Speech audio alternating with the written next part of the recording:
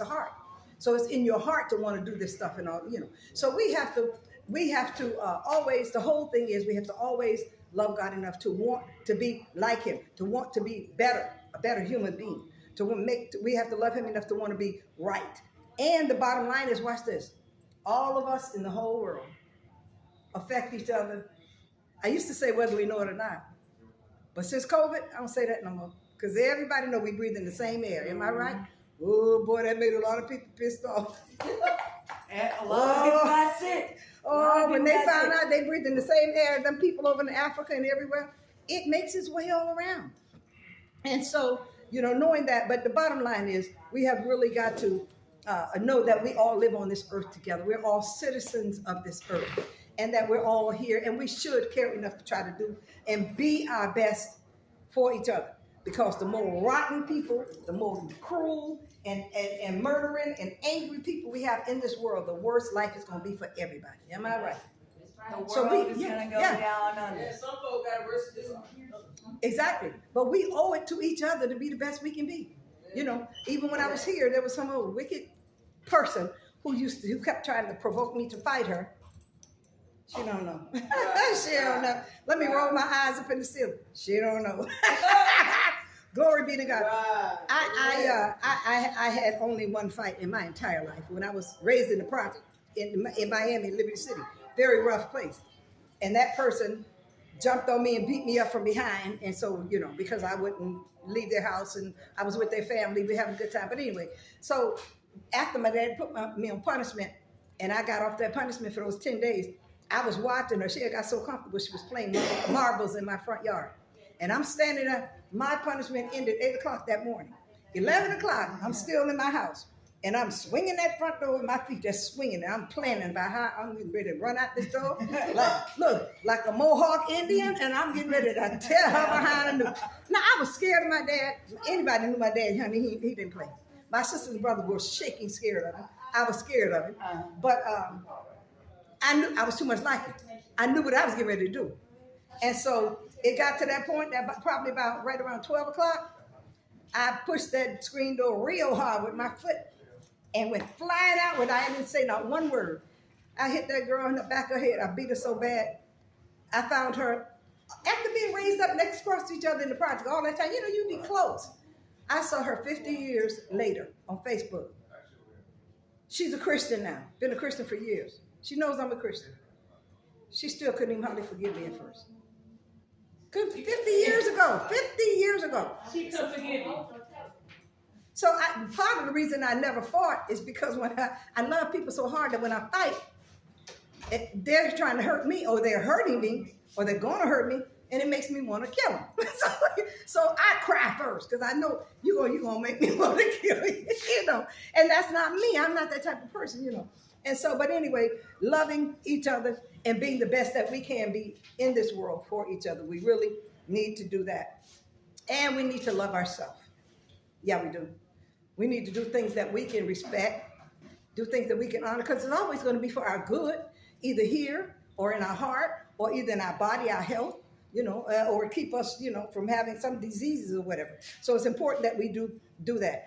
There's another love. It's called storge. That's the family type love. That's the love of how you love your children or your sisters, and you're supposed to love your sisters and brothers. I've seen people who hate their own sisters and brothers. Same DNA, in a lot of cases, same mom and dad. They hate each other. They won't even speak. Got grown, they still acting stupid. They still act like they're 8, 9 years old, My sister won't had even me speak. for 4 years. See? And now I told her exactly what was on my mind, and now she loves me to death. See? As well she should. I mean, I love me. My sister's got my DNA in her. Okay, I may have to love her sometime with a long-handled spoon, And if she hurt me, I'm gonna tell her, listen, that was very nasty of you. You better than that.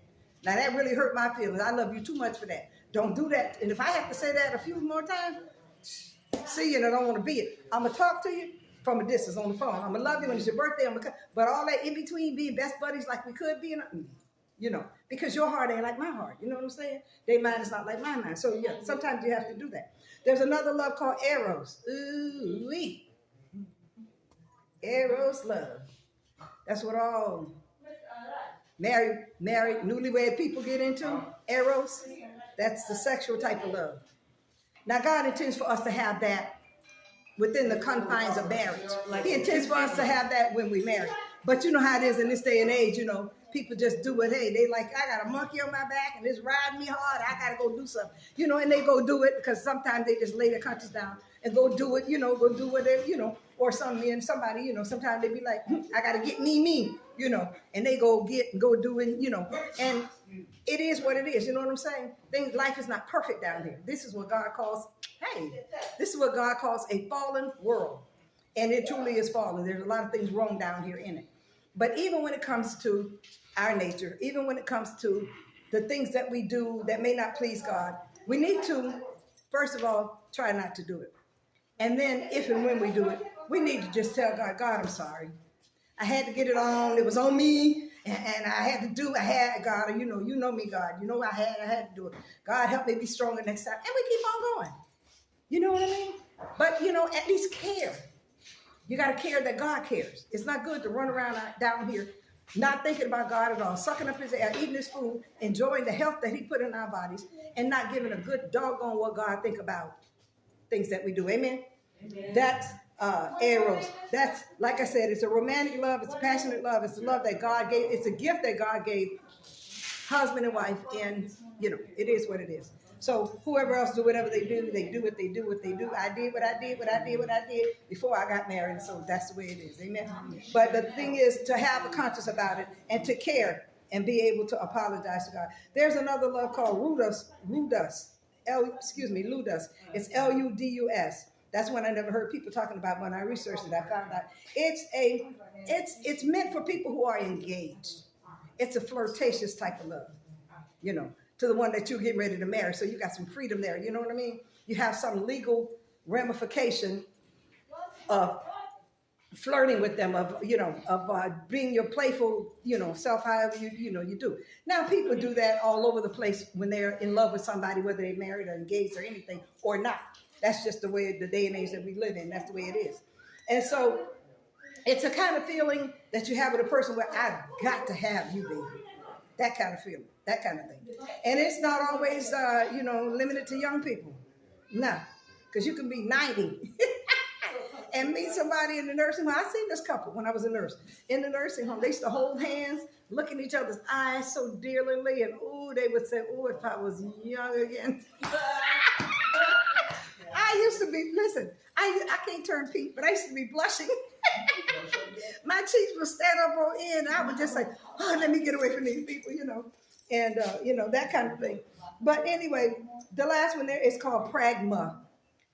It means a very committed love. It's a permanent type of love that you have for a person where some people call them soulmates.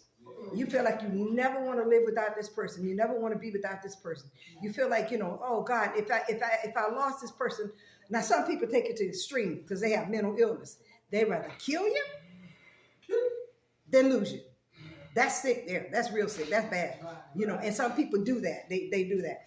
But the thing is, we all, if you ask anybody, of course, they're going to say, oh yeah, I love God, because they're grateful that they can breathe. They're grateful that they have life. They're grateful they have food and clothing. And okay, yeah, that's love. Just the word that we say, I love these cookies, but that's not real love.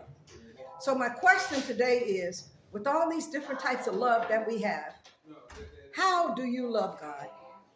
Do you love God to where you really talk to him, to where you really engage him, to where you do have a relationship with him? Or do you love him where you just enjoy everything he do for you and just ignore him all day long or whatever? Even if it pricks your conscience, we still have to love God. We have to talk to God. We have to think about God because he's there. He created all of this. This didn't just happen just like this. And I tell people, you're an atheist, huh? You don't believe in God, really? Okay, tell me this. Why is it that every human being has two eyes? Why do we all have a nose right here? Not up here, right here. Why do we all have a mouth? Why do we have two arms? Why do we all have something up here? Why do we have intestines? We have livers and kidneys, And so don't tell me there is no God. That is called intelligent design. And it is because there is an intelligent designer behind it. His name is God. Amen. Exactly. And a heart that, and we all have some measure of love that we're able to do and give. And anger and all the emotions and all that stuff. So yeah, it is God who is behind all of this. And he wants us to love him with all the love. He says in Deuteronomy 30 and 6, Deuteronomy 6 and 5, and about 30 other places in the Bible, it says, love the Lord your God with all your heart, all your mind, all your soul, and all your strength. So no matter how much you love God, some people say, I do love God with everything I got. Dig up some more to give him. Dig up some more to love him with. That's what he wants. Amen. He wants that love relationship from us. And wherever we're at, we're automatically going to get better, do better. I remember when I first got saved, man, I used to love, I was a really awesome dancer. And I used to have been dancing my teenage years, even when I was little. They would have somebody come from their neighborhood, or from a cousin from New York or whatever, you know. And he's this fancy dancer, and they would say, then he would beat all his cousins dancing. They would say, oh, we know somebody you can't be dancing, you know. And they would always drag him to my house. I lived in the property. There was a lot of kids around. And they would always drag him to my house. And then we would have this dance contest. And when it got real bad, I just had some crazy, wild move that I could do that I would come up with just like that. And everybody jumped back and looked at everything. But so when I got saved, I was like, God, how can I not be going out to nightclubs and dancing and doing? I didn't go all that often, but I went. And I was like, how can I not do that? I love to dance. How am I going to live this new life, not doing this, not doing? And so I was like, oh, I know. I'm going to go in here. I'm going to pray. I'm going to ask God to give me strength. I'm going to ask God to help me be strong enough not to do the things that he don't want me to do. And I did that. And I got up from there. I said, okay, it was like 6:30. It was 6:30. And I went in there and I started cooking. And then after that, I started watching TV. And I started doing this and doing that. And before I knew it, it was 2 o'clock in the morning. I was like, hey, wait a minute. 2 o'clock. So, you know, that's the way it happened. God did it. I didn't have to do it. I asked him to do it for me. Show me the way. Show me how not to be doing all that old stuff no more, you know. And so that's what we need to do also. Amen. Give God a hand, if you will, because he loves us. He loves us. He loves us. And I know y'all love him too. Glory be to God. Go ahead. I'm sorry. Oh, I was gonna say, like, with me, it's like